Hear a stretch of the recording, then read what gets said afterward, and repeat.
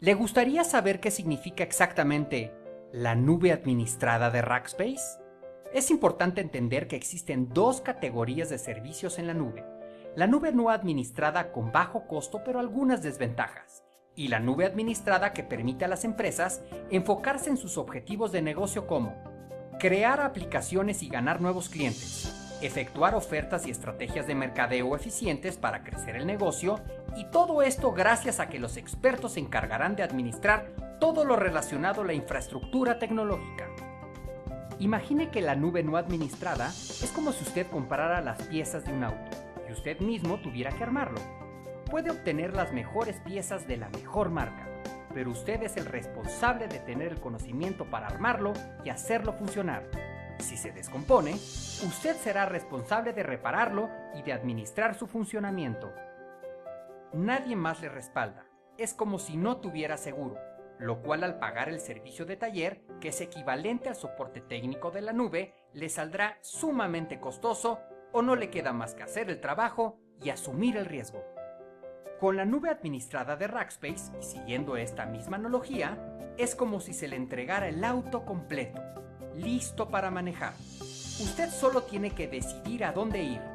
Además de que su auto cuenta con asistencia en el camino, las 24 horas, los 365 días del año y además en su idioma, lo cual le brinda ayuda de los expertos, asistencia de emergencia, monitoreo, diagnóstico completo, etc. Los servicios y reparaciones ya incluidos, hecho por los expertos y sin pagar de manera adicional. En Rackspace trabajamos con muchos clientes como usted, y que como usted tienen objetivos de negocio en común como incrementar la productividad, reducción de tiempos para lanzar nuevos productos al mercado e incrementar conexión con clientes y crecer el negocio.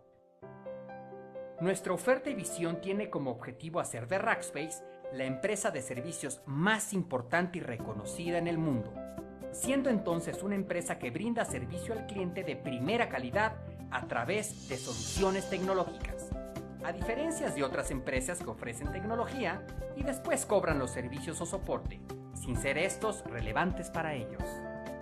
Los empleados de Rackspace nos volvemos locos por nuestros clientes, y es por ello que hemos bautizado a nuestro soporte como Soporte Fanático, ya que está disponible los 365 días del año, los 7 días de la semana, las 24 horas del día en su idioma.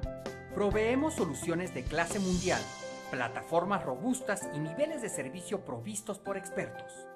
Prácticamente Rackspace se convierte en la extensión de su empresa brindándote un departamento de TI con los expertos siempre certificados y a la vanguardia. Estamos posicionados como número 1 en la categoría de líderes en el cuadrante de Gartner de servicios administrados. Además, somos líder en plataforma de nube híbrida y proveedor número 1 de las empresas más importantes de comercio electrónico del mundo. Fundamos junto con la NASA, OpenStack, el software para creación de cómputo en la nube de código abierto más grande del mundo. También somos socios de negocio número 1 de implementación de soluciones y servicios de terceros, lo que significa que podemos brindar nuestro soporte fanático a otras tecnologías del mercado y hemos estado posicionados desde 2008 dentro de las 100 mejores empresas para trabajar en el mundo en el estudio 100 Best Places to Work. Nosotros nos encargamos de su nube, mientras usted se encarga de su negocio. Conozca más acerca de la nube y los beneficios que le podemos brindar entrando a www.rackspace.com/ES y contacte con uno de nuestros ejecutivos. Con gusto le atenderé. Hola, muy buenas tardes. Bienvenidos a todos. En nombre de Rackspace les doy la más cordial bienvenida a este webinar titulado 5 consejos para maximizar el cómputo en AWS. Yo soy Luis Vázquez Herralde, analista en negocios de la nube, y está conmigo en esta ocasión Steffi García, nuestra arquitecta certificada en AWS. Steffi, ¿cómo estás? Muy buenas tardes. ¿Qué tal, Luis? Buenas tardes, muchas gracias. Bienvenidos. Esperamos que les guste. Perfecto, Steffi, pues muchísimas gracias. Y vamos a platicar sobre este webinar que vamos a dar sobre consejos para maximizar el cómputo en AWS. Muchas veces nos han preguntado cómo es que yo puedo eficientar la forma en que yo ejecuto el cómputo en AWS. Y vamos a comenzar con desde lo más básico para quienes, nuestra audiencia que está apenas introduciéndose al mundo de Amazon Web Services. Y bueno, básicos en el cómputo de AWS, empecemos con Amazon EC2, ¿no?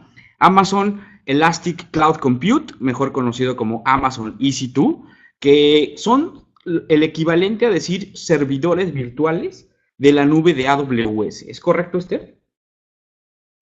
Exactamente, Luis.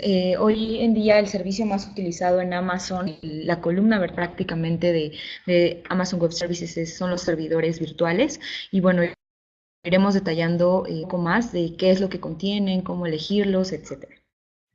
Así es. Y bueno, la pregunta entonces es, ¿por qué hoy las empresas están eligiendo utilizar Amazon y particularmente pues estos servicios de Amazon EC2, ¿no? Y si nosotros separamos estas bondades en 4 partes, las podemos ver de esta forma. Uno, es por la capacidad elástica que tiene Amazon EC2. ¿A qué se refiere esa capacidad elástica? A la capacidad de incrementar o decrementar su tamaño dependiendo de los requerimientos de nuestra aplicación o de nuestro sistema, ¿no? El segundo punto, y un importantísimo, es agilidad de despliegue, que nosotros podemos tener en cuestión de segundos un servidor listo para poder operar, ¿no? El tercero, y súper importante también, que le gusta mucho a los usuarios de Amazon Web Services, es pagan por lo que usan. Pagan únicamente por los minutos que están utilizando el servicio y no están pagando por algo que no utilizan, ¿no? Un servidor se puede, si no lo necesitas, lo detienes y dejas de pagar por él, ¿no? Y el otro, bien importante, cuarto y bien importante, el poder elegir la capacidad, ¿no? Existen más de 50 tipos de instancia de Amazon EC2. Ya lo veíamos incluso en nuestro webinar anterior. Los invitamos también a revisarlo. Y entonces elegir, tener la elección y decir que en cuestión de segundos yo puedo elegir el servidor que me conviene. Esto es fabuloso y es algo que le ha convenido a las empresas, ¿no? Y si nos metemos ahora ya a preguntarnos, Estefi, ¿cuáles son los componentes que debemos de considerar en el desempeño de Amazon EC2? Nosotros estaríamos viendo particularmente estos 5 componentes, ¿no? Estamos hablando del primero, que es el CPU, ¿no? Y aquí, pues, unos factores que impactan en el desempeño es cuántos sockets, número de cores, el tema de clock, el bursting, la capacidad de crecimiento y algunos factores importantes, utilización del CPU, cuánto tiempo tardan en ejecutarse los procesos, etcétera. Viene otro importante también, la memoria, ¿no? Cuánta memoria tenemos, cuánta RAM y algunos indicadores como cuánta memoria queda libre, paginación anónima, etcétera. Tema de red, también importantísimo, cuánto ancho de banda, throughput, por ejemplo, de recepción y envío, ¿no? El otro punto importante, almacenamiento, ¿no? El almacenamiento, no solamente la capacidad del almacenamiento, sino también cuántas operaciones de entrada y salida por segundo va a requerir o vamos a necesitar para poder soportar la cantidad de requerimientos a nuestra aplicación o sistema, ¿no? Y la parte de aceleración, ¿no? La parte de aceleración en donde, bueno, de ser necesario, si necesitamos algún procesador de gráficos o algo para Big Data, etcétera, pues considerarlo, ¿no? Considerar qué es lo que necesita nuestro Amazon EC2, ¿no? Claro, Luis, y aquí es muy importante considerar entonces, primero que nada, verificar el caso de uso que se tiene de la aplicación. Ajá, si va a ser un sitio web, si va a ser una aplicación de internet, si va a ser una opción móvil. Es muy importante analizar estos 5 aspectos que Luis nos comenta, porque hay diferentes familias, como ya nos comentó también Luis, existen 5 familias diferentes dentro de Amazon, que son uso general. Estas van a ser un desempeño fijo para, por ejemplo, hacer pruebas. Aquí puedes meter páginas web. Los que ya están familiarizados un poquito más con los términos, las pueden encontrar como M4, M3 y las T2. Luego vienen las optimizadas para cómputo. Estas son específicamente enfocadas en CPU, son para transacciones muy repetitivas. Estas las pueden encontrar en C3, en las familias C3 y C4. Luego vienen las optimizadas para memoria. Estas las pueden utilizar para, por ejemplo, memoria caché o bases de datos muy pesadas. Esta familia se llama R3 y R4. Y GPU, que son las G2 y las P2, son para hacer gráficos, por ejemplo, en 3D, para hacer procesos matemáticos mucho más difíciles o complejos, exactamente. Y finalmente de almacenamiento, que son las I3 y las I2, y son para cuando tienes que consultar entradas y salidas muy rápido y tienes que tener baja latencia y enfocados en discos de SSD. Perfecto. Y bueno, si esto lo pasamos a temas de diseño de arquitectura en AWS, pues tenemos que considerar, obviamente, como decías bien, cuál es el caso de uso, cuál va a ser el uso que le vamos a dar a este servidor, y después pensar en cómo este servicio, este Amazon EC2, encaja en nuestra arquitectura de AWS. Y para eso vamos a platicar de los 10 principios, y vamos a hacerlo muy breve, de los 10 principios de diseño en arquitecturas de AWS, ¿no? Estos son principios que define AWS, y vamos a pasarlos muy rápido. El primero es escalabilidad, y se trata, como hablábamos, de poder incrementar o decrementar la capacidad de los servicios o de los recursos. Dos, pensar que los recursos son desechables, que no es necesario, no compramos algo de forma permanente, sino que en cualquier momento en que no lo necesitemos lo podemos apagar, ¿no? Tres, la parte de automatización. Amazon Web Services nos permite realizar la automatización de tareas y de funciones con los diferentes servicios. Entonces tenemos que aprovechar esta parte e incorporarla al diseño de arquitectura, ¿no? La cuarta parte, el cuarto principio, perdón, desacoplar, separar los componentes para administrarlos de forma individual, ¿no? Y de esta manera poder identificar más rápido fallas. Vamos a platicar, de hecho, un poquito más a detalle más adelante, ¿no? Quinto, servicios y no servidores. Aquí hablamos justamente de que son servicios los que vamos a adquirir con Amazon Web Services y no necesariamente las cajas como tradicionalmente lo hacíamos, ¿no? Esto es un paradigma completamente diferente a lo que estábamos acostumbrados en el mundo del data center, ¿no? Y 6, base de datos, ¿no? Aquí cuéntanos, Estefi, ¿por qué pone AWS como un principio de diseño la base de datos? Es muy importante considerar, y está relacionado con el punto número 5, Luis, de los servicios no servidores. Existen ya servicios en Amazon totalmente administrados, en específico para base de datos. El servicio se llama RDS, y con este servicio tú ya no te preocupas por toda la parte de sistema operativo, parches, actualizaciones, bases de datos que ya están totalmente administradas. Entonces aquí te eliminas el proceso de administración de infraestructura y ya está totalmente administrado. Entonces es importante considerarlo, en vez de crear una base de datos desde cero, poder aprovechar estos servicios ya existentes. Correcto.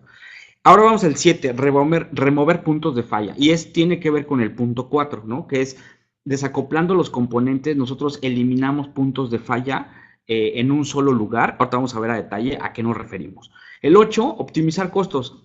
A diferencia de lo que ocurre cuando nosotros estamos comprando infraestructura de manera recurrente, aquí lo que podemos hacer es utilizar servicios o dejar de utilizar servicios en favor de optimizar costos dependiendo de cómo se comporte nuestra aplicación o cuáles sean los requerimientos que tengamos. Por ejemplo, en el caso del almacenamiento, ¿no? Tuvimos ya por ahí un webinar también de mejores prácticas de almacenamiento, los invitamos a consultarlo, donde Estefi, tú nos comentaste sobre cuáles eran formas de optimizar costos a través del almacenamiento, ¿no?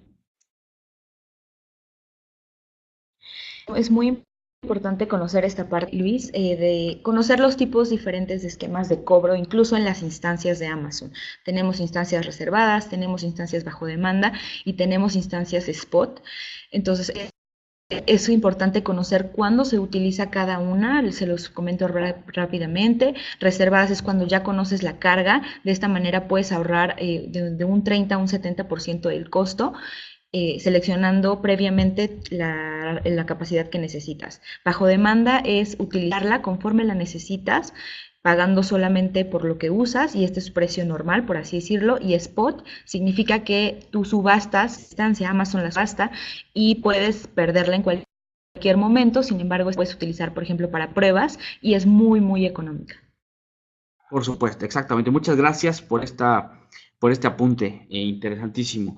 Y el punto 9, el tema de caché, ¿no? Que se refiere a que podemos alojar información precisa para un uso futuro, ¿no? Hay muchos servicios que aprovechan esta función. Y el 10, el principio 10, seguridad, ¿no?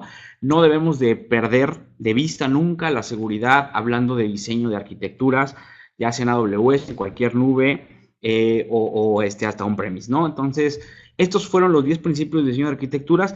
¿Y por qué los presentamos? ¿Por qué se los comentamos? Porque esto nos va a dar a empezar a hablar de cuáles son esos consejos que les queremos dar para optimizar el cómputo en AWS. Pero antes de pasar a nuestro primer consejo, me gustaría preguntarle a nuestra audiencia hoy, ¿cuál es la experiencia que tiene su empresa con arquitecturas AWS? Cuéntito ahí con háganos favor de responder, está apareciendo en su pantalla.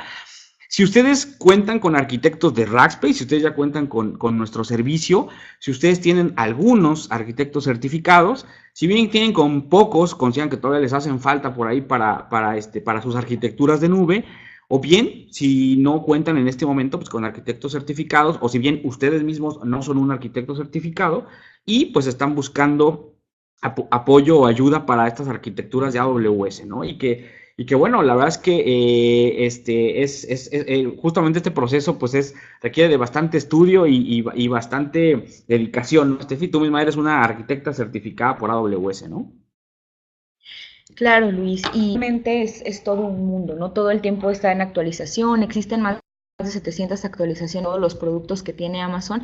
Hoy solo estamos hablando del principal, que son las instancias de cómputo. Sin embargo, si nos fuéramos adentrando en los servicios, todos los servicios que hay, todas las actualizaciones, es importante estar revisando cómo podemos optimizar todo el tiempo nuestra estructura, ¿no? Es como un coche, hay que darle mantenimiento, no lo podemos dejar, sino en el coche es cada medio año, que nos toca el servicio, sin embargo, es muy importante monitorearlo todo el tiempo. Correcto, y sí, diste un punto interesante. AWS está actualizando sus servicios y sus productos constantemente. Entonces, estar a la par es todo un reto, ¿sí? Y bueno, ahí en un momento dado que ustedes lo necesiten, Rackspace está justamente para apoyarles, ¿no? Bien, pues agradecemos mucho las respuestas.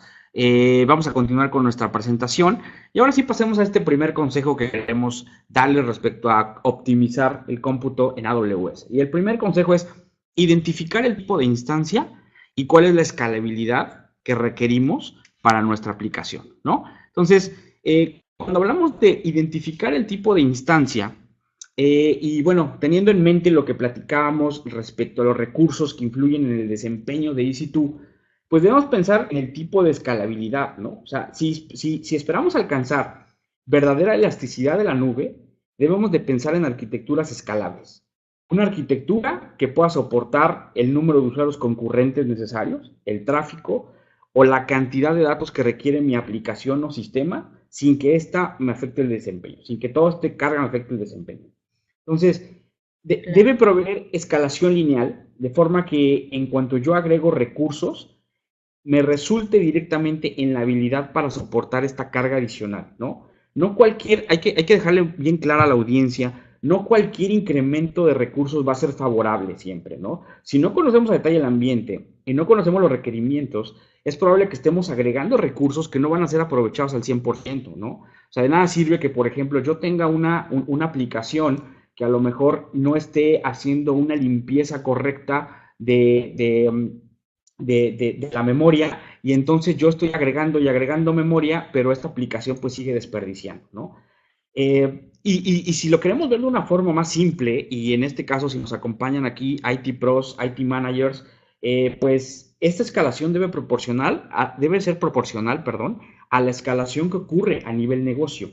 De modo de que, viéndolo de forma muy simple, al momento de, si voy a escalar es porque me va a ayudar a generar más ganancias, ¿no? De otra manera, en lugar de estar invirtiendo en una arquitectura AWS, estoy gastando en una arquitectura de AWS, ¿no? Y bueno, la nube, al final, pues, tiene que proveer esta capacidad, ¿no? La nube provee esta capacidad. Y es importante que el diseño de la arquitectura pueda permitir esta escalabilidad Y aquí es donde introducimos estas dos formas, ¿no? De escalar la arquitectura. Y aquí no sé si quieras darnos un ejemplo, Steffi, al respecto. Sí, claro, Luis. De hecho, nos pasa mucho con nuestros clientes cuando hablamos con ellos por primera vez. Ellos quieren tener lo misma infraestructura que tienen hoy en casa, ¿no? Nos dicen, yo tengo un servidor que tiene 32 gigabytes, aquí tengo todo y me ha funcionado bien, y quieren pasar esa misma arquitectura a la nube. Sin embargo, esto es un error común y no se debe de hacer porque en el 90% de los casos esa no es la arquitectura No es la arquitectura correcta. Eh,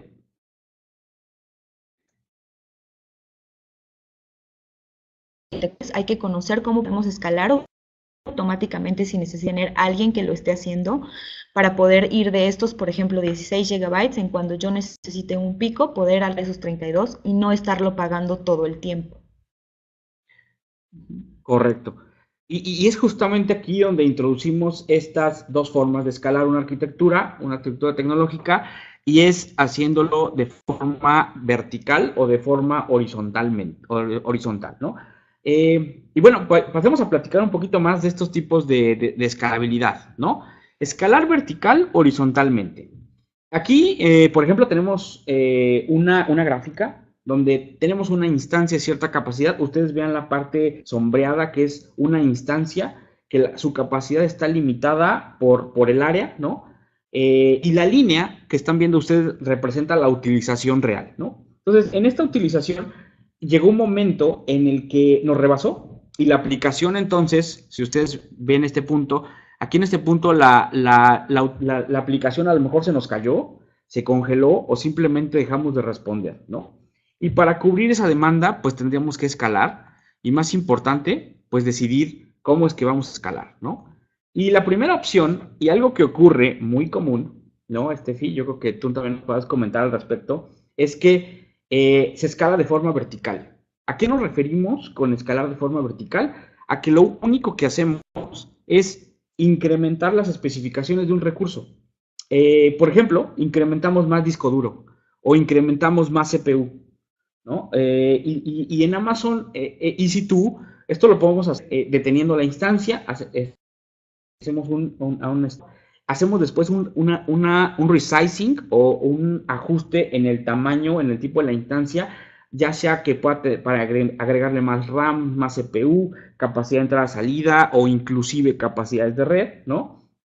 Y, y con eso, pues nosotros podríamos decir, pues que ya estamos listos para seguir operando, ¿no? Sin embargo, pues este tipo de escalabilidad podría eventualmente llegar a un nuevo límite, y no es siempre lo más eficiente cuando hablamos de costos, porque evidentemente al incrementarla nos vamos a quedar con una instancia que está bastante sobrada, ¿no? Sobre todo cuando estos ocurren en aplicaciones o sistemas que tienen picos que son constantes, ¿no? Más bien picos que no son constantes, ¿no? Entonces, aquí coméntanos, Steffi, sobre algunos ejemplos que conozcas sobre este tipo de situaciones. Este tipo de escalamiento vertical se recomienda cuando son no picos inesperados, sino a lo mejor tu carga de trabajo ya aumentó, que tus usuarios ya aumentaron en tu empresa, digamos, por ejemplo, una aplicación de intranet, tus usuarios ya están aumentando, entonces tienes la flexibilidad de no comprar el hardware de nuevo, sino simplemente, como bien lo mencionas, ir a tu consola o MDI o SDK, poder modificar la memoria RAM, el C, para que tu aplicación pueda soportar esos nuevos usuarios. Sin embargo, va a ser estable y ahora va a soportar, digamos, a 100 el de usuarios que tenías anteriormente. Ajá. Pero no se recomienda cuando el escalamiento es conocido. Correcto, correcto, porque lo que vamos a hacer es estar gastando de más únicamente, ¿no? Y eso nos lleva a la otra forma de escalar, y es el escalamiento horizontal, ¿no? Se trata de incrementar el número de recursos.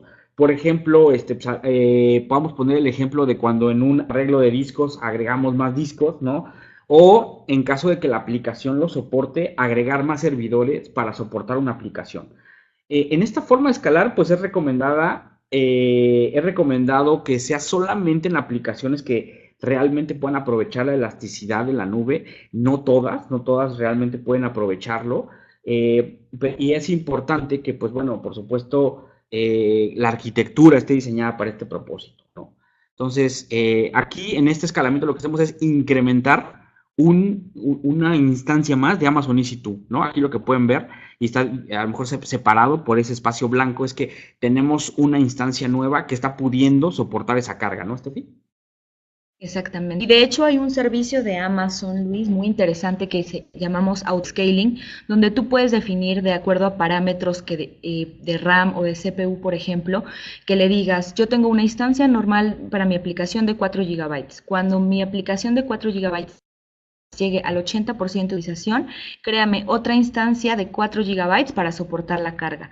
Y si esa no es suficiente, créame otra. Ajá. Y bueno, aquí es importante también mencionar qué pasa cuando tenemos, por ejemplo, un ataque. Van a empezar a llegar muchas peticiones, por lo tanto la utilización va a llegar a 80% y se van a empezar a crear instancias. ¿Esto significa que se van a crear millones de instancias? La respuesta es sí, si no defines parámetros mínimos y máximos. Tú tienes que definir cuando política, por ejemplo, tener mínimo 2 instancias, tener máximo 10 instancias, por así decirlo. De esa forma nos protegemos contra creación de instancias que no queremos. Claro, y de hecho vamos a platicarlo justamente un poquito más adelante, ¿no? Perfecto, muchas gracias, Steffi. Y bueno, vamos a pasar un ejemplo y veamos cómo podemos elegir los recursos para escalar, ¿no? Eligiendo los recursos para hacer este escalamiento. Ya, pongamos aquí un ejemplo de una aplicación que de repente inició y terminó y con un pico, ¿no? En el eje de las X vemos el tiempo y en el eje de las Y estamos viendo cuál es la utilización de esta aplicación, ¿no? Entonces lo que vamos a hacer para cubrir esta carga es que le vamos a agregar una instancia M4 Large. Una instancia M4 Large y conforme se acerque el pico, si ustedes pueden ver aquí en la gráfica, empezamos con una instancia y después por ahí de un tercio de la gráfica vemos que se incrementa y entonces agregamos una instancia adicional para cubrir ese pico. Y después por ahí de la mitad de nuestra gráfica hay que agregarle otra instancia porque vimos que ya estábamos siendo rebasados y entonces estamos agregando instancias adicionales, ¿no? A esta gráfica. Ya después pasa el tiempo, el pico ya está reducido y entonces eliminamos una instancia y después ya para cuando empieza, como vamos a llamarle, normalizarse, ya nos quedamos solamente con una sola instancia que está pudiendo soportar nuestra carga, ¿no? ¿Cuál es el resultado de esto? El resultado de esto fue que ocupamos en un total de 24 instancias, que a 0.133 dólares por hora, pues este pico nos resultó en un costo de 3.19 dólares, ¿no? Entonces, aquí lo que nosotros gastamos fue justamente para cubrir este pico con este número de instancias. Pero ahora veamos qué sucede si en lugar de unas instancias M4 Large utilizáramos unas T2 Small. Estas instancias son más pequeñas, ¿no? Sin embargo, algo que es bien importante notar aquí, debemos de elegir la instancia de forma que cubra satisfactoriamente la exigencia de los recursos, ¿no? O sea, de tal forma de que no nos vayamos a quedar desprotegidos, ¿no? Entonces, una vez que utilizamos esas instancias, vemos el número de instancias que estamos utilizando con el T2 Small. Y ahora nos damos cuenta que utilizamos un total de 40 instancias.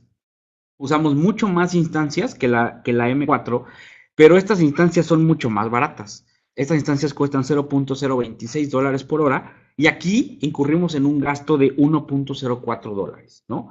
Esto representa un ahorro del 67%. Y aquí es importante, yo insisto, en que determinar cuál es la combinación correcta de CPU, de RAM, de almacenamiento, ¿no? Este es un ejemplo de una aplicación simple, ¿no? Que está pudiendo hacer uso de este escalamiento horizontal. Y si un mensaje hay que darle a nuestra audiencia, yo creo, Steffi, es a veces es difícil anticipar cuál es la carga exacta, pero teniendo el conocimiento adecuado del ambiente y de la demanda de recursos, podemos determinar cuál es el cómputo mínimo necesario y elegir cuál es la mejor instancia que nos va a poder ayudar a hacer una escalación horizontal, ¿correcto? Claro, Luis. Y cuando conocer, importante las familias. Por ejemplo, en este caso la M4 y la T2 son dentro de la misma familia que es de uso general. Entonces podemos saber que las dos van a servir porque los recursos que tienen en cuanto a RAM y CPU son balanceados. Las dos nos van a servir y, como dices, poder seleccionar lo mínimo necesario, porque sabemos que tenemos la flexibilidad de crecer cuando queramos. Entonces, en este caso, en vez de irnos por la más cara, que es la M4, empezar con T2 e ir creciendo como se necesita. Exacto, y aquí comparación únicamente visualmente de qué era lo que teníamos con M4 y qué es lo que está sucediendo con T2. Como pueden ver, pues estamos siendo más eficientes, ¿no? Al momento de escalar para soportar este pico en nuestra aplicación, ¿no? Perfecto, Steffi, pues muchas gracias. Y bueno, pues ahora vamos a pasar al segundo consejo. Vamos a platicar sobre el consejo de separar los componentes de las instancias de Amazon EC2. Esto es un concepto que está introducido en nube, ¿no? Y que tiene que ver con la forma en que ahora vamos a ver los componentes dentro de un servidor, o en este caso, cuáles son esos componentes que van a ayudar a nuestras instancias Amazon EC2, ¿no? Antes, pues nosotros veíamos un servidor, ¿no? Imaginemos que este es nuestro servidor, y lo veíamos pues como una caja de herramientas, ¿no? Donde colocábamos todo. Una caja de herramientas donde le colocábamos el tema de archivos, ¿no? Que puede ser el FS, ¿no? File System, colocábamos un servicio de DNS, colocábamos un firewall, colocábamos un load balancer, ¿no? Colocábamos la base de datos, y quizá por ahí colocábamos algún componente de administrador de identidad, ¿no? Que puede ser un directorio activo, cualquier cosa podemos instalar, ¿no? Entonces, todos estos componentes también se utilizan, por supuesto, en la nube, ¿no?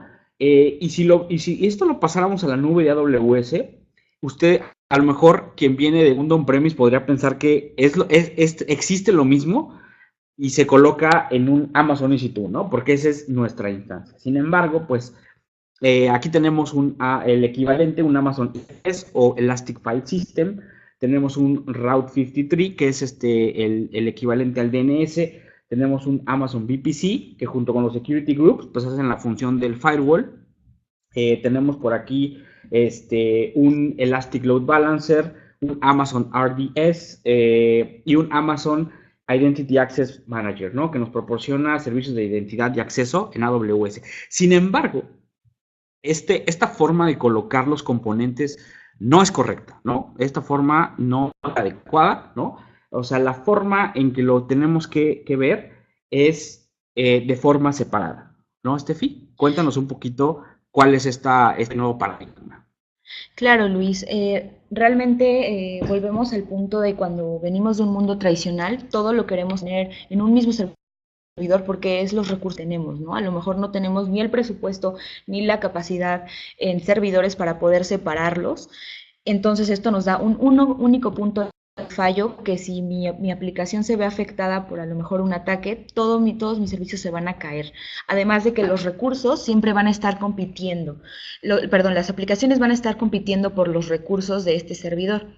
En este esquema de Amazon, donde tenemos todos los servicios por separado, podemos desacoplar los componentes y, por ejemplo, llegamos a pensar que falla la base de datos, tu aplicación va a estar funcionando, ¿no?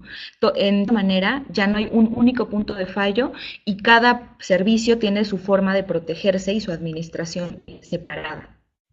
Claro, incluso si hablamos en términos de soporte, descubrir el origen del problema puede ser mucho más sencillo, ¿no? Porque estamos aquí identificando cuál es el componente que tenemos que reparar o bien incluso reemplazar, ¿no? Exactamente. Y bueno, pues a nivel de aplicación también existe un desacoplamiento, ¿no? No vamos a cubrirlo aquí a detalle, vamos a hablar un poquito más de infraestructura, pero para hacer la anotación también es un desacoplamiento que también puede hacerse a nivel aplicación. Por ejemplo, la utilización de Amazon API Gateway, que es este servicio maneja todas las tareas de aceptar, procesar las llamadas de la API y hace la gestión del tráfico y la autorización, por ejemplo, de la API, ¿no? Que es algo que de repente tenemos que integrar nosotros directamente en nuestra aplicación. Y otro ejemplo puede ser Amazon SQS, hablamos de aquí de comunicación asíncrona, para enviar información de un sistema a otro, aun cuando este no está encendido o no está listo para recibir peticiones, y de esta forma nunca perdemos datos, ¿no? Esto hemos visto que se utiliza mucho en bancos, se utiliza mucho en el sistema financiero, donde pues es importante no perder una sola transacción, ¿no? Y bueno, pues en Amazon Web Services, estos servicios se utilizan, se integran a la aplicación o se integran a la instancia de Amazon EC2, pero se administran de forma autónoma, ¿no? Y esto nos permite, por supuesto, reducir los puntos de falla y arquitecturas, ¿no, Estefi? Claro, y dando un ejemplo de esto, Luis, sería, por ejemplo, nosotros tenemos una aplicación muy básica que lo que hace es que los usuarios puedan subir fotos, imaginemos. Tradicionalmente tendríamos este proceso en una instancia de Amazon S2, donde suben los archivos. Luego utilizamos otra para transformar los archivos y poder regresarlos al usuario. Podríamos utilizar SQS para que el proceso se guarde en una cola adentro de esta aplicación, y de esta manera, si se a caer la instancia, en la cola ya está guardada la información de esa transformación de la imagen. Entonces no perderíamos esa imagen o no perderíamos el cambio, sino seguiría su flujo independientemente de que la instancia no esté funcionando. Y aquí también podríamos implementar otras cosas para volver a regenerar instancia y tener nuestra aplicación funcionando todo el tiempo. Perfecto, excelente. Ese es un muy buen ejemplo. Muchísimas gracias, Tefi. Y bueno, hablando justamente de fallas y de automatizar, pues pasamos a nuestro tercer consejo, que tiene que ver precisamente con cómo responder automáticamente a fallas y eventos, ¿no? Nosotros hemos visto que, bueno, ustedes saben bien que podemos nosotros hacer de forma automática la recuperación de instancias de Amazon EC2. Lo han escuchado quizá, y vamos a platicar aquí sobre de qué se trata esta respuesta automática, ¿no? Y bueno, creo que el primer paso para nosotros poder responder automáticamente una falla o un evento es monitorear. El monitoreo debe ser una prioridad cuando estemos buscando el mejor desempeño en cómputo, ¿no? Ustedes seguramente lo realizan, quizá a un nivel muy básico, a un nivel muy avanzado, ¿no? Pero sabemos que el primer paso es monitorear. Y para un monitoreo efectivo, pues hay que crear un plan, ¿no? Un plan que recolecte los datos de las diferentes partes de nuestra aplicación, de nuestro sistema. Y en este caso lo hacemos igual, ¿no? Tenemos que monitorear para las diferentes servicios y productos de Amazon Web Services en nuestra arquitectura. Y por supuesto definir cuál es el objetivo de nuestro monitoreo, ¿no? Revisar el CPU, el espacio en disco, y esto por supuesto va a depender mucho de su aplicación que deseen monitorear, qué recursos van a ser monitoreados, con qué frecuencia realizaremos este monitoreo, qué herramientas vamos a utilizar, quién llevará a cabo estas tareas de monitoreo y quién debe ser notificado en caso de que algo salga mal, ¿no? Entonces, a todo esto, incluso para quienes son clientes de Rackspace, saben que nosotros podemos ayudarles a establecer todo este monitoreo. Y bueno, al final, pues es importante que el monitoreo nos pueda ayudar también a automatizar ciertas tareas, ¿no? Que al momento en que el mismo monitoreo esté viendo un evento, que pueda reaccionar de forma automática, ¿no? Y bueno, si nosotros, pasando a la consola, perdón, adelante, Estefi. No, Luis, nada más iba a complementar esta parte, volviendo al ejemplo del coche, ¿no? Estar al pendiente todo el tiempo y ser proactivos en vez de reactivos. Y recordando también que muchas veces este tipo de aqués o este tipo de problemas pueden surgir a horas que no son laborales, y obviamente hay que tener pensado, ¿no? ¿Cómo vamos a solucionar este problema? ¿Quién va a estar monitoreando y qué herramientas vamos a utilizar, como bien lo mencionas? Por supuesto. Y hablando de herramientas, pues pasamos a la consola, ¿no? Y aquí en esta consola ustedes están viendo que tenemos un servicio, tenemos aquí una instancia, yo la tengo seleccionada. Y entonces lo que voy a hacer es que le voy a dar clic en esta pestaña que dice Status Checks. Esa es una forma sencilla, es una forma básica de revisar y de monitorear mi instancia. Entonces, cuando yo le doy clic en Status Checks, ahí me van a aparecer dos partes abajo que dice System Status Checks e Inst Status Checks. Una está revisando la parte de sistema y otra en general la parte de la instancia, ¿no? Aquí estamos viendo que están en color verde, dice el check ha pasado, está todo correcto, ¿no? Y lo mismo el otro lado dice que el check ha pasado, que la instancia está funcionando de forma correcta, ¿no? Ahí es donde lo estamos viendo, ¿no? Entonces, esta es la forma más básica de hacer un chequeo, de hacer un monitoreo de una instancia Amazon EC2, ¿correcto? Sin embargo, pues nosotros quisiéramos llevar esto más allá, ¿no? Si nosotros quisiéramos llevar esto más allá, pues podríamos utilizar CloudWatch, ¿no? ¿Qué nos puedes comentar sobre CloudWatch, Steffi? Claro, Luis. Cloud Servicio ya integrado de Amazon, él básicamente monitorea todos tus redes y todas tus aplicaciones que se ejecutan. Ajá. Puedes monitorear, por ejemplo, el CPU, puedes monitorear la RAM y tú decides si qué acción va a pasar una vez que sobrepases estos thresholds. Por ejemplo, lo que comentábamos de las instancias al 80%.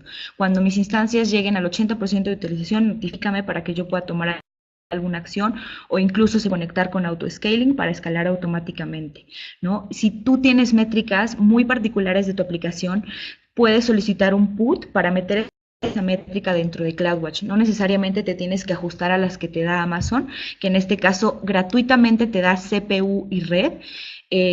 Y si tú quieres habilitar, por ejemplo, monitoreo de memoria RAM, tiene un costo extra y es importante considerarlo también. Amazon solamente te entrega CPU y disco y red. Si quieres un monitoreo detallado, tienes que pagar adicional por esto y configurar precisamente la alarma, a decidir qué acción va a tomar dependiendo de lo que tú estés monitoreando.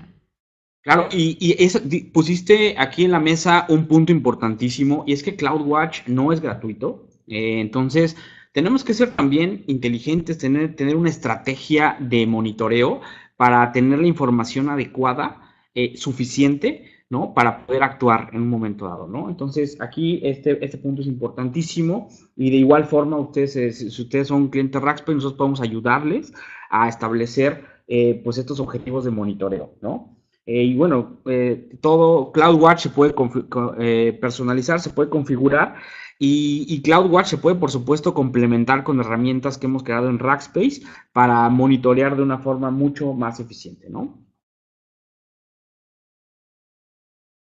Bueno, vamos a platicar ahora sobre lo que me mente Steffi, el tema de las alarmas, ¿no?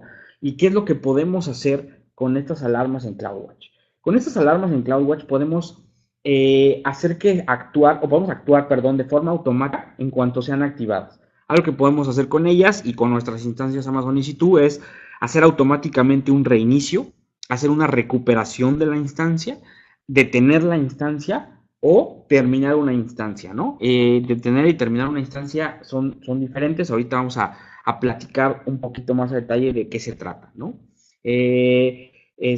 Vamos a ver, nosotros vamos a regresar a la consola y vamos a ver, nosotros ahí en la pantalla anterior le dimos clic a Create Alarm, crear una alarma, y nos arroja esta pantalla. Entonces, aquí lo que estamos viendo es que en la parte de enviar una notificación, ustedes pueden elegir a quién le llega una notificación. Aquí lo que pueden ver es que está colocado Rackspace Support, y es que cuando ustedes son clientes, pues, de Rackspace, si ustedes establecen que esta alarma notifique a Rackspace porque el porcentaje de CPU, porque la cantidad de memoria, porque el disco, etcétera, como ustedes quieran definirlo, llegó a un umbral que ustedes consideran peligroso o que consideran en riesgo para la aplicación o sistema, ustedes pueden depender de Rackspace para que nosotros actuemos de inmediato a ver qué está sucediendo y tomar acción, ¿no? O bien notificar de forma interna, y después lo que podemos hacer es hacer justamente lo que platicamos, de tomar una acción automática que puede ser, primero, pues recuperar una instancia, ¿no? Nos referimos a el recover, lo que hace es recupera la instancia en caso de una falla en el chequeo, en el status check. Ustedes en lo que vimos en la imagen anterior, la vez pasada que estuvimos en la consola, el status check estaba en verde. Cuando ese status check llega a tener algún problema, o se ve en amarillo o en rojo, ¿no? Podemos hacer un recovery de la instancia para que esta instancia sea levantada de nuevo o corregida, ¿no? Y estos son casos en donde pues hay problemas de conectividad a red, pérdida de energía, problemas de software en el host físico, etcétera. Pues al final al final la nube, pues siguen siendo servidores, ¿no? Físicos y que bueno, son problemas que quizá no están en sus manos, pero al final, pues nosotros podemos identificarlos y recuperarlos, ¿no? O sea, responder de forma automática y de forma rápida, ¿no? Claro. Algo Es bien importante, importante, perdón, Tefi, adelante, adelante. discúlpame, Luis. Es importante mencionar que cuando haces un recover de tu instancia, si tú no tienes un EBS, que es un tipo de almacenamiento en bloque, atachado a tu instancia, adicional a tu instancia, vas a perder tu información. Solamente estás utilizando Instant Store, así es el nombre que le da Amazon a su almacenamiento local. Si haces un recover de tu instancia, puedes perder tu información, más bien la vas a perder. Entonces es importante considerar que debes de tener un EBS para que cuando hagas una recuperación puedas mantener tu información contigo. Correcto, es correcto. Y después tenemos de tener la instancia, que también al de tener la instancia es importante que tengamos un EBS adjunto, ¿no? Donde se esté guardando la información. Y esto es porque si ustedes detienen una instancia, todo lo que esté en la RAM y en el almacenamiento interno de Amazon EC2 se borra. Y es importantísimo, ¿no, Steffi? Porque ha habido casos donde dicen, pues detengo la instancia, al fin que lo tenía guardado en el almacenamiento interno, y resulta que al detener la instancia se borró todo, ¿no? Claro. ¿Cuándo querríamos detener una instancia? Sería, por ejemplo, cuando no la estamos utilizando, digamos, una instancia para probar una aplicación. Para que no nos cobre, el cobro se detiene cuando paramos la instancia, el cobro de la instancia como tal, sin embargo, el cobro del EBS sigue activo porque el EBS persiste, inclusive que tú pares la instancia. Ajá. Entonces es importante también tener en cuenta, en términos de costos, no se cobra la instancia, se cobra el EBS. Perfecto, muchísimas gracias, Steffi. Después tener la opción de terminarla, ¿no? Que sería el equivalente a decir que queremos eliminarla o que queremos borrarla, ¿no? En este caso, pues, se eliminan los Amazon EBS, se elimina la raíz de la instancia, el EBS, que ese es el almacenamiento por bloques que le adjuntamos a nuestra instancia Amazon EC2, pero sin embargo, los Amazon EBS o el almacenamiento por bloques que adjuntamos, eso sí persiste, ¿no? O sea, digamos que el disco duro persiste al terminar o eliminar la instancia, pero el disco que le agregamos como raíz, ese sí se elimina, ¿no? ¿Nos puedes comentar un poquito más al respecto, Steffi? Claro, una vez terminada la instancia ya no se puede recuperar, ya no se podría hacer un recover, por ejemplo, de esa instancia, se elimina completamente y se pierde toda la información interna. Ajá, y es importante que, es buena práctica también, activar un checkbox donde te va a preguntar, te va a volver a preguntar si es verdad que quieres esta instancia. Una autenticación adicional, lo puedes hacer incluso con un tipo código para que nadie pueda terminar instancias accidentalmente. Correcto. Y muchas gracias, Steffi. Y finalmente, pues la parte reboot, ¿no? Que es la parte reiniciar, que es quizá lo menos doloroso y recomendable es que se haga a través de esta herramienta, ¿no? Que se haga a través de la consola de AWS, si ustedes quieren reiniciar una instancia y no lo hagan directamente en el sistema operativo de la instancia, ¿no? AWS lo recomienda así por muchas razones, ¿no? Que tienen que ver con el desempeño precisamente del EC2, ¿no? Perfecto, bueno, pues hablando, perdón, Estefi, adelante. Es importante mencionar que cuando reinicias una instancia, permanece en el mismo host, la IP se va a mantener y es el único caso donde el almacenamiento local se guarda, para que lo tengan considerado. En todos los demás casos, el almacenamiento local se pierde, cuando haces un reboot, el almacenamiento local se preserva. Perfecto, muchísimas gracias, Steffi. Y bueno, al final, CloudWatch no solamente son alarmas, también puede desplegar eventos, ¿no? Y desplegar eventos de forma automática, ¿no? Por ejemplo, cuando podemos al activar una función de Lambda, cuando una instancia de Amazon EC2 inicie, ¿no? Podemos, por ejemplo, cuando una instancia de Amazon EC2 sea terminada, que envíe información, la información que se colectó a lo mejor puede ser analizada a través de un stream de Kinesis, ¿no? O, por ejemplo, notificar a través de correo electrónico utilizando Amazon SNS cuando el volumen de una instancia es creado o es modificado, ¿no? Entonces podemos utilizar aquí otro tipo de servicios de Amazon Web Services con los eventos de CloudWatch, ¿no? Con el monitoreo de CloudWatch. Claro, Luis, Muy no bien. solamente utilizar CloudWatch como alarma, sino como parte de ejecutar funciones. Entonces podríamos ejecutar, son procesos ya que se automatizan, por ejemplo, de una instancia mandar una función hacia Lambda para que nos entregue un resultado, sin necesidad de utilizar servidores, cuando anteriormente tendríamos que tener otra instancia corriendo, ¿no? Por ejemplo. Correcto, mil gracias, Steffi. Y bueno, ahora vamos a pasar al siguiente consejo, a nuestro cuarto consejo, y es blindar tu instancia con la seguridad correcta, ¿no? Aquí es bien importante y algo que hemos observado es que muchas veces se cree que la seguridad en la nube es un default, está por default, ¿no? Y no es así. Si nosotros de repente creáramos una instancia y le diéramos el next, next, next, vamos a ver que esta instancia es vulnerable y está disponible para cualquiera en la red, ¿no? Y aquí hay algunos elementos que debemos considerar para proteger nuestra instancia de Amazon EC2, al menos estos dos básicos, Steffi, son Amazon VPC y Amazon Identity Access Management. Cuéntanos un poquito de qué se tratan estos dos servicios. Claro, muy rápido Luis, Amazon VPC es lógicamente te separa, te virtualiza un pedazo de red, por así decirlo, virtualiza y te lo separa de otras personas. Entonces sí es nube pública, sin embargo es tu segmento privado de red con VPC.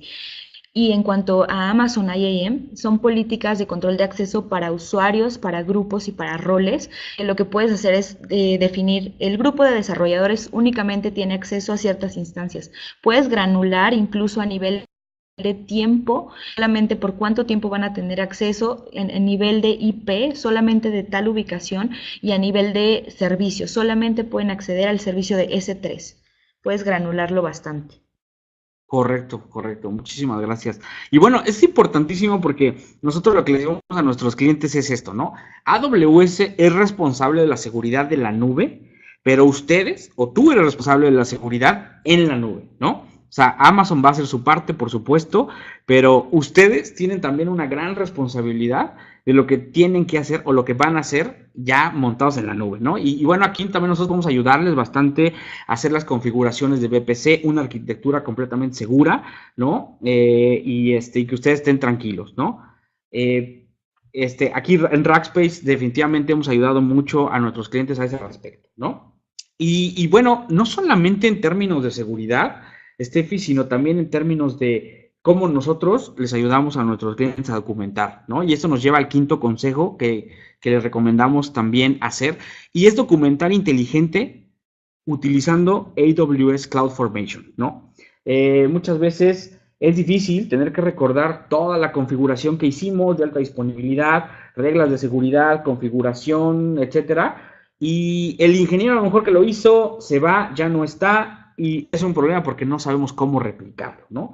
Entonces, una buena práctica, perdón, es esta parte que es seguridad como código, o bien la documentación en forma de código, ¿no? Que se utiliza, utilizando AWS CloudFormation. Cuéntanos un poquito de AWS CloudFormation, Steffi. Claro, Luis. CloudFormation es de hecho la herramienta principal que nosotros utilizamos para crear sus infraestructuras. ¿Por qué? La razón es porque es infraestructura como código. Veámoslo como una plantilla que no solamente te va a guardar una instancia, sino te va a guardar toda la configuración de una aplicación. Load balancer, dos instancias en diferentes zonas de disponibilidad, con sus correspondientes bases de datos, con todas las configuraciones que ya hayas creado. Entonces, cuando como negocio necesitas volver a como una restauración de algo, puedes regresar a un CloudFormation anterior, eso es una opción. O la segunda opción es cuando tienes una nueva sucursal, por ejemplo, no vas a tener que volver a crear todo desde cero. Tú ya tienes este CloudFormation y no vuelves a repetir toda la configuración, como bien nos lo dices, que implica tiempo y bueno, es esfuerzo adicional, ¿no? Correcto, y algo importante es que una ventaja, estas plantillas se les puede aplicar seguridad como si fueran un producto de AWS cualquier otro, y podemos restringir quién las puede ver, quién las puede modificar, etcétera, por seguridad, ¿no? O sea, al final esto es una documentación importante para ustedes, y como dice bien Steffi, nosotros trabajamos sobre CloudFormation para que sean ustedes dueños de esa arquitectura en un momento dado que la quieran regar, pero se le puede aplicar un nivel de seguridad similar al de cualquier otro producto o servicio de AWS, ¿no? Damos un ejemplo, por ejemplo, esto que ven en pantalla, es un ejemplo de una plantilla, CloudFormation. En este caso, esta plantilla ejecuta la creación de una instancia mDash con los roles típicos de Windows Server, ¿no? Entonces, abajo ustedes pueden ver el código que se genera en JSON, ¿no? JavaScript Object Notation.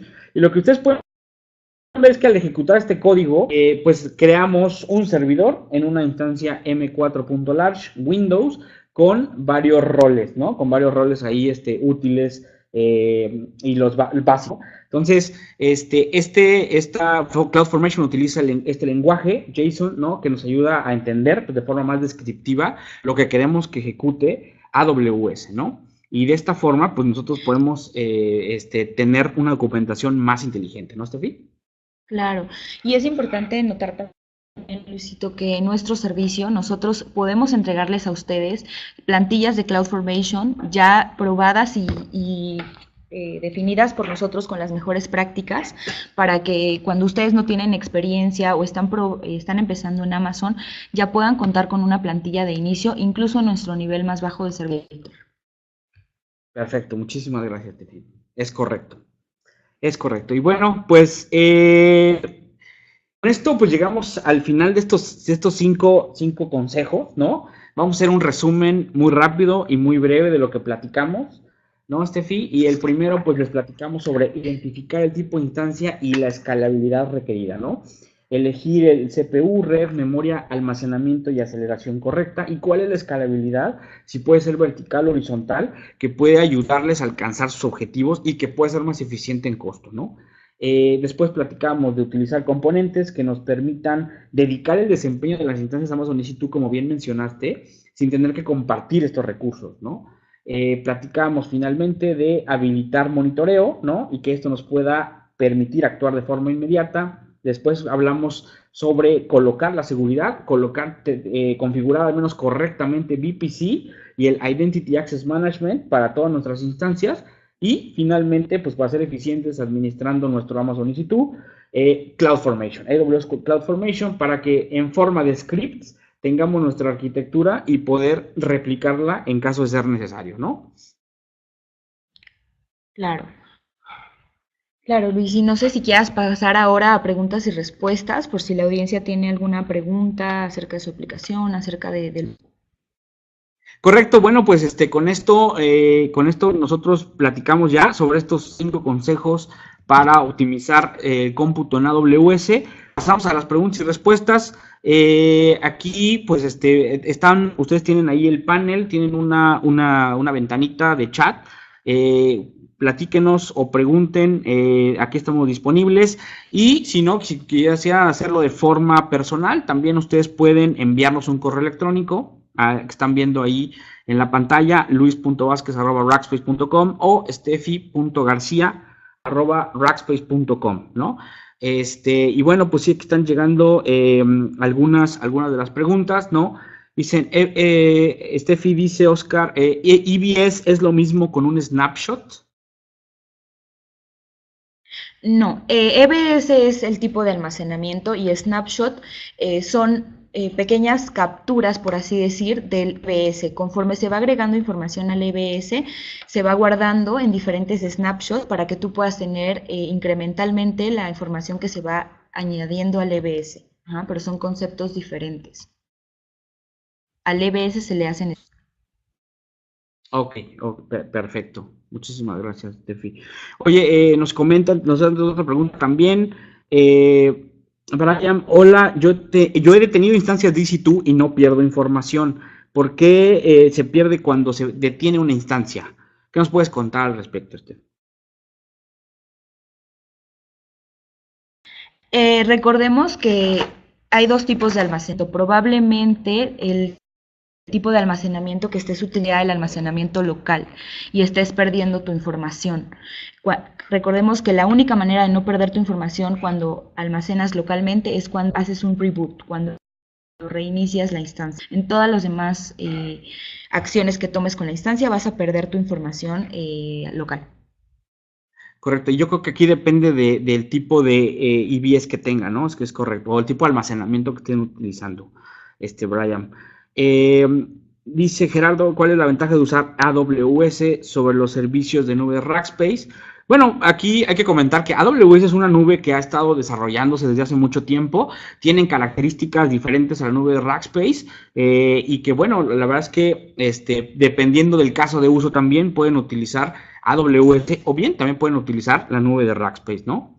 Espero que eso te haya resuelto tu duda, Gerardo, y si no, de cualquier modo, pues estamos aquí a correo electrónico, listos para platicar.